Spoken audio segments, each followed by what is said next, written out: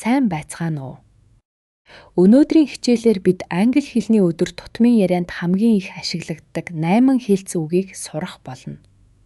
Хэлц үг буюу идэм гэдэг нь үг тус бүрээр нь орчуулбал утгагүй боловч нийлээд өөр нэгэн өвөрмөц утга илэрхийлдэг хэллэгийг хэлдэг юм. За хичээлээ анхааралтай үзээрэй. Нэг дэх хэлц үг бол break a leg.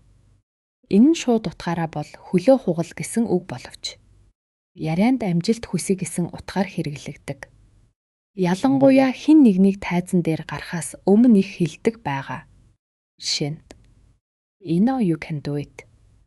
Break a leg. Би чамайг чадна гэдгийг мэдэж байна. Амжилт хүсье.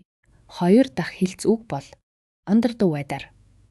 Хэрвээ таны бие жоохон тааруу эсвэл ядраад байвал энэ хэллэгийг ашиглаж болно. Жишээ нь I'm feeling a bit under the weather today. Миний бие өнөөдөр жоохон тааруу байна. Гурав дахь хэлц үг бол piece of cake. Хийхэд маш хялбар, амархан зүйлийг англиар ингэж нэрлэдэг. Жишээ нь That exam was a piece of cake. Тэр шалгалт үнэхээр амархан байлаа. Эсвэл гарын аясаар байлаа гэж хэлж болно. Дөрөв дэх хэлц үг бол Once in a blue moon. Цэнхэр сар гарах нь маш ховор тохиолдол байдаг шиг. Ямар нэгэн зүйл маш ховорхон болохыг ингэж хэлдэг. Жишээ нь I visit my hometown once in a blue moon. Би төрөл хот руугаа маш ховорхон очдог. Тав дахь хэлц үг бол bit the bullet. Энэ нь зайлшгүй хийх ёстой хэцүү эсвэл таагүй зүйлийг зориглон хийхийг хэлдэг. Жишээ нь I decided to bite the bullet and quit my job. Би зориг шулуудан эсвэл шүд 100 байж ажилласаа гарахаар шийдсэн.